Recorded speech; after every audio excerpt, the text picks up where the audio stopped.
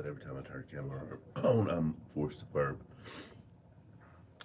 I am making this video for several different media sites.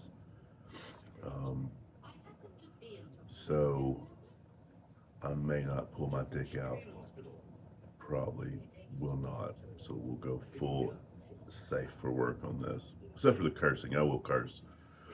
I was watching a video about people DMing or running tabletop role playing games. Uh,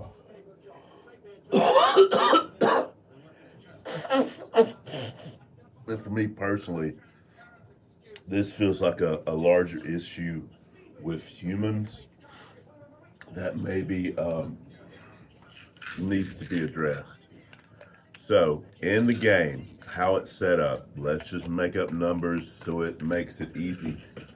You 4 players, you have one game master, dungeon master.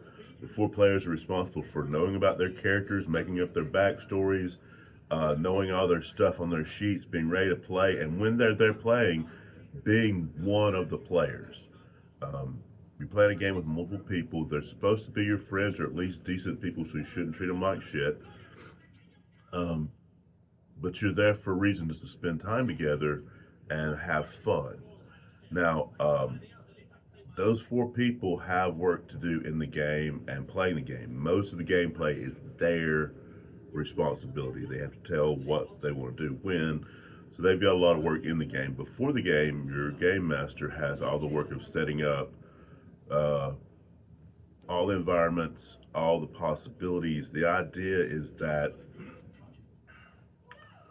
you set up these scenarios so that if things happen, you have things to back it up. And so that takes time and it's a lot of work.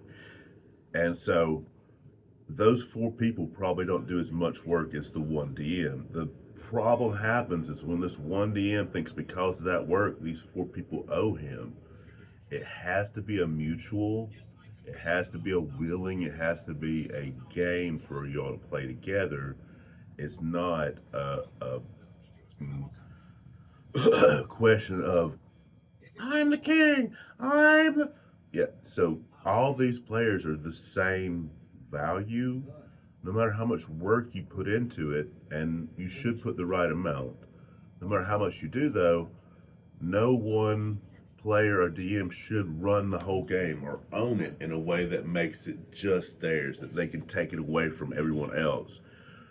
When you give somebody that much power and their first fucking step is to say, well, we're all going to do it my way since I've got all this power, is wrong. That's not how the game works. It's not how life really works. We as humans don't survive through competition. We survive through cooperation. That's what we've been doing, even though we're not as great as we could be. And we're kind of fucking stupid. Like I said, not safe for work on the language.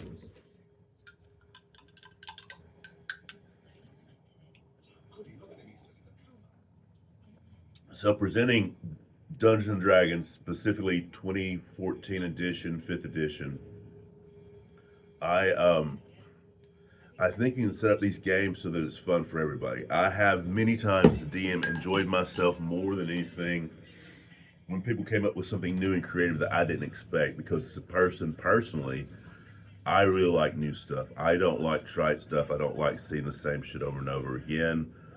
It's hard for me to read books or watch TV shows that have the same fucking plot over and over again with just different coloring, just different flavors, different people.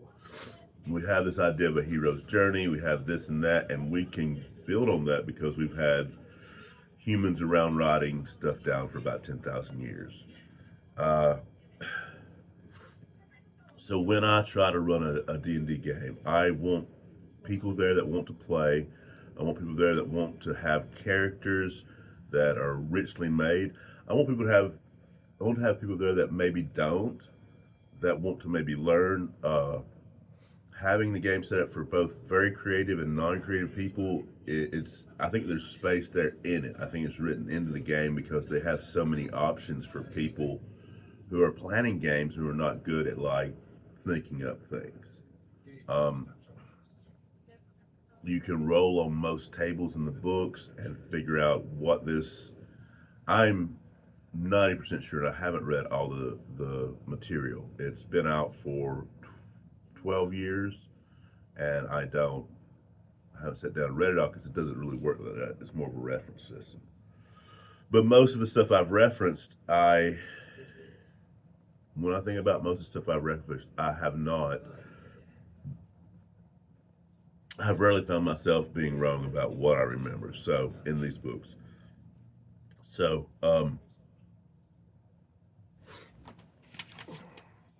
the main idea I wanted to get across,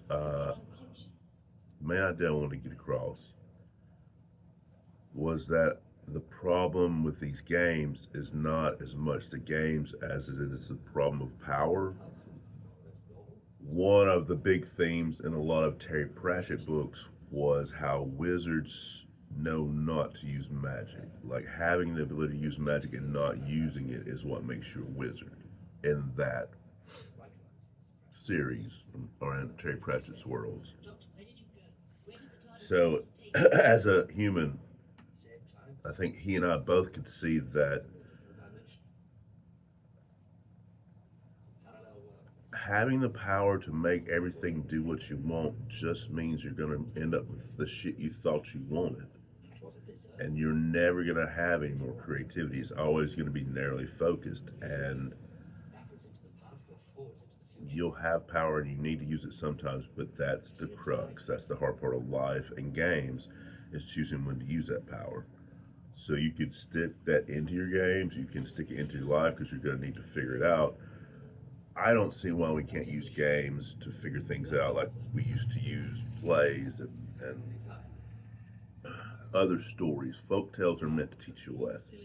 Um, the sour grapes of the fox are the fact that like you may never get what you want, but you're still allowed to feel bad about it because everybody feels bad about it. So everyone can play a game. Everyone should be able to and get to, and all the players of the game should be equal, even if the workload isn't. And hey, bring snacks. You know, it's possible to make sure that the DM feels like y'all appreciate it. I hope so. That I think is the problem with most TTRPGs when people go off the rails, is that they've decided that it's more important for them to have power in the game than anyone else to play.